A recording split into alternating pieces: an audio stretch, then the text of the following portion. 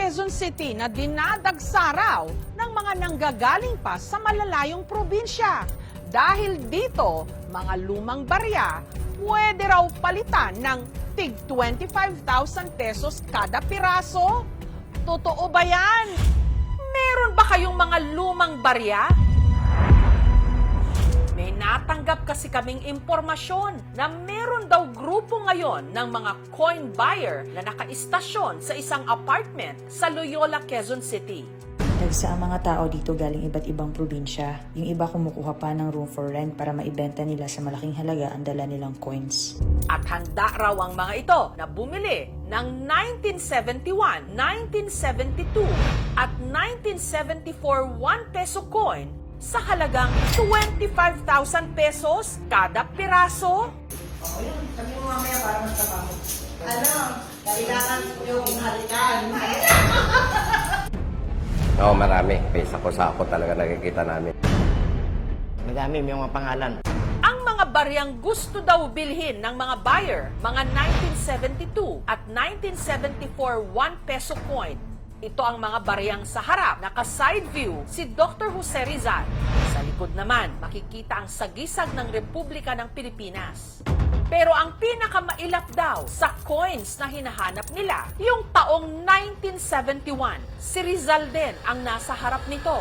Sa likod, makikita ang nakabuklat nitong nobela na No Limit Tangere.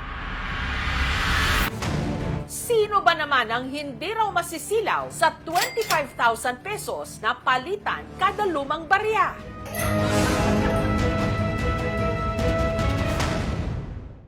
Ito raw ang nangyari sa magsasaka mula sa Quezon Province na si Jero. Hindi niya tunay na pangalan. At ng kaibigan niyang si Simon, hindi rin niya tunay na pangalan. Dumating sa amin na suki. Baka niya, ikaw may alam na mayroong piso 71, 72, 74. May ahente na bibili daw, ganun ang presyo. 25,000 per piece.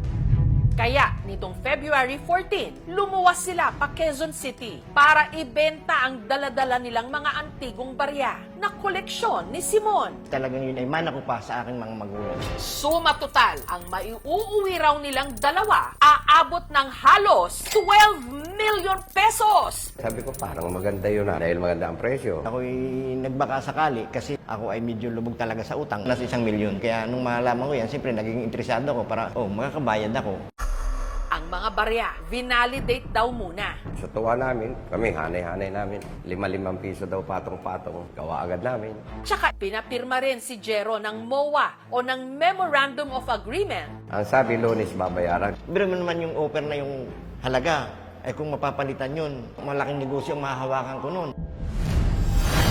Ang tanod naman ng Barangay Loyola Heights na si Manuel na intriga kung bakit dagsa lagi ang mga coin seller sa kanilang lugar. Galing pa sila ng probinsya, nagbinta ng lupa, kalabaw, para doon. Piso, papalitan mo ng 25,000 kahit sino naman magkaka-interest ka, di ba?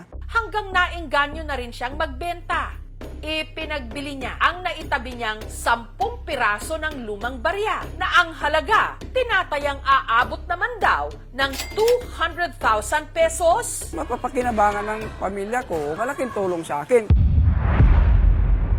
Hanggang dumating na ang nakatakdang araw ni Jero at Simon. Lunes, Martes.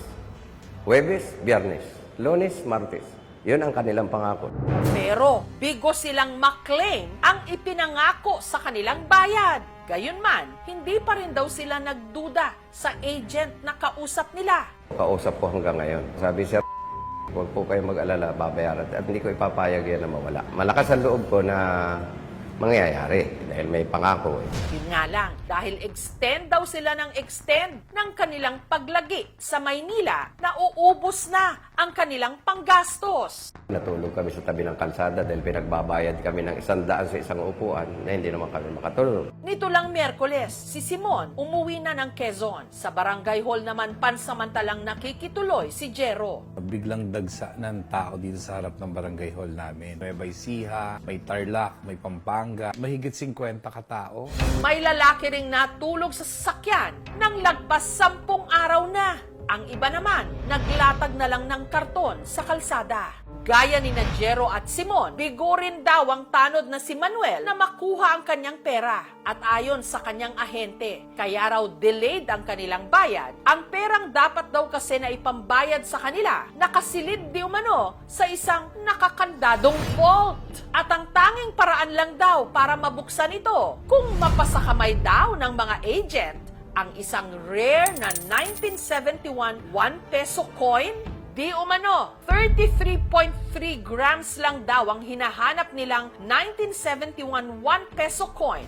Kaya, iningganyo nito si Manuel, pati na ang iba pang mga umaasang seller na magbenta ng mas marami pang lumang barya hanggang sa mahanap nila ang di umano pakay talaga nilang rare 1971 coin.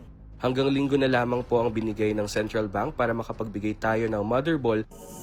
Dahil sa biglang pagdami ng mga naniningil na mga seller sa kanilang opisina, ipinatawag na ng kapitan ng Barangay Loyola Heights ang may-ari ng apartment. 3 tao ang humarap kay Cap, 2 lalaki at 1 babae. Pagka nakuha na daw nila yung mga ganong klaseng pera, yun daw yung pinakasusi nila sa pagbubukas ng account ni Jose Rizal. Kaya doon kami nagulat na parang bakit nadamay dito si Jose Rizal sa pag-ngolekta nilang ng coins. At pag nabuksan na daw nila yung account na yon, magkakaroon daw sila ng malaking project. Tinanong ko rin yun sa kanila mismo kung meron ba kayong papeles na ipapakita sa amin noong 1971, meron ganyang klaseng coins na ilabas ang Bangko Sentral. At sagot nila meron daw. So hanggang ngayon, inaantay ko pa rin yung boss nila kung meron talaga silang maiaabot sa amin. So far, yung boss nila nasa probinsya daw. Magpinsang Ruel at Alfredo mula Batangas, kinukutuban na. Layunin po namin yung makatulong sa nagkuhan sa amin ng coins, tapos yung kumita rin po naman kami kahit kaunti dahil sa hirap po ba ng buhay ngayon. Baka ito na yung pagkakataon namin, matupad yung aming mga kung sa pamilya. Kagaya po magkaroon po ako ng sariling negosyo. Dahil po yung nagdadagat din po, makabili ng bagong bangka. Huwag po daw makikipag-coordinate sa barangay, huwag kami magpapa-interview sa inyo. Kaya, nitong February 25, nagdesisyon na silang bawiin ang mga ibinenta nilang lumang barya na kung susundin ang kasunduan, aabot daw dapat ng 6 million pesos. Pero, Pakisarap po yung pintuan kasi hindi po tayo makapasok ng marami. February 25, ikinulong kami sa opisina dahil may medyang nagpunta po sa baba. Jessica Soho po daw. Takot na takot po sila pero kami, hindi po kami natatakot dahil wala po naman kami ginagawang masama eh. Lahat kami, itinaboy sa opisina.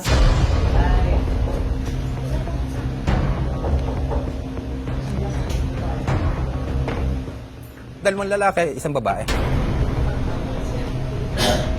May tindahan sa baba, umakyat, wala na raw. Isa-isa na po kaming pinalabas. ipinakita ng aming team sa magpinsan ang CCTV na nakuha namin mula sa barangay.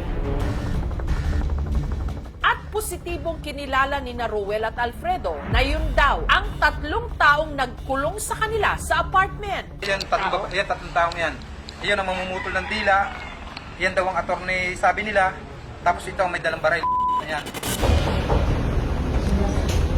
Sino ang mga taong ito? At ano ang kanilang papel sa kalakaran ng mga lumang barya? Samantala, nitong Biyernes, nakatanggap ang mga coin seller ng balita na babayaran na raw sila ng mga ahente. Kaya muli silang dumagsa sa labas ng apartment. Ang tanong, meron bang sisipot sa kanila? Totoo nga kaya na babayaran ng 25,000 pesos kada lumang barya nila? O ang lahat ng ito, isa lang scam? May mga ganito ka rin bang lumang barya? Alamin ang tunay na halaga ng mga ito ngayon sa aming pagbabalik. Mga may naitagong lumang barya mula sa iba't ibang mga probinsya, dumarayo sa isang apartment sa Quezon City. Meron daw kasi ritong bumibili ng mga antigong barya, 25,000 pesos kada piraso. Nakalarma din kasi sinabi nila na involved po daw yung Central Bank. Sabi ko, are you sure? Ngayon lang po ako narinig ng ganyan. Pang scam po. Pero ilang linggo na ang lumipas mula nung isinurrender nila ang mga luma nilang barya, hindi pa rin sila binabayaran sa ipinangako sa kanilang pera. Hanggang nitong Biyernes, ang mga coin seller nakatanggap ng balita mula sa isang ahente na nagsasabing mababayaran na raw sila sa araw na ito. Si Manuel agad tumungo sa apartment. Pero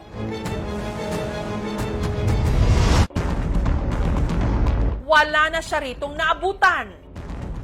Itong picture na to, dito talaga nakalagay yung sako ng coins. Parang itinago nila kasi ayaw nilang sabihin sa akin kung saan yung coins na yun. Tinakbo yung pera ninyo? Oo, parang, ando na, parang tinakbo. Nakatanggap din siya ng text message na ang mga barya inilipat na raw.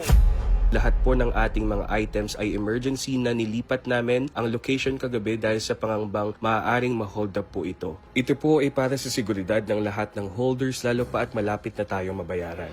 Ayon naman sa isang numismatist, ang tawag sa mga coin collector at expert, ang sinasabing 33.3 grams na 1971 1 peso coin na hinahanap ng mga ahente.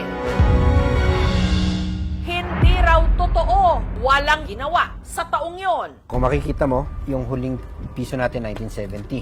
Ito yung Pope John Paul tsaka yung kay Marcos. Pero nag-jump na siya sa 1972. Wala pong 1971 na ginawa. For the record, walang ginawang ganyang coin ng Bangko Sentral.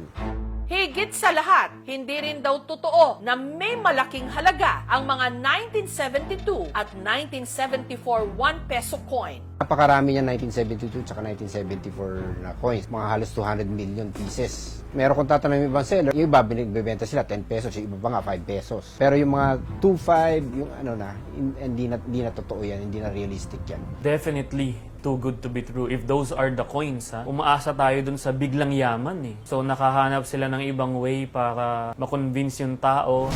Samantala, ang ilan sa mga nabiktima na dumayo pa mula sa mga malalayong probinsya para ibenta ang luma nilang coins, katulad ni Jero. Magrereklamo ayon sa kung ano ang kakailanganin ng batas. Uwi muna ako sa pamilya, hinahanap na ng aking asawa. Tatakot yun. Wala po dati pagdating doon. Langan na naman. Sana mahuli sila kung nanloko sila. Hindi na sila makaulit na manluloko ng pang tao.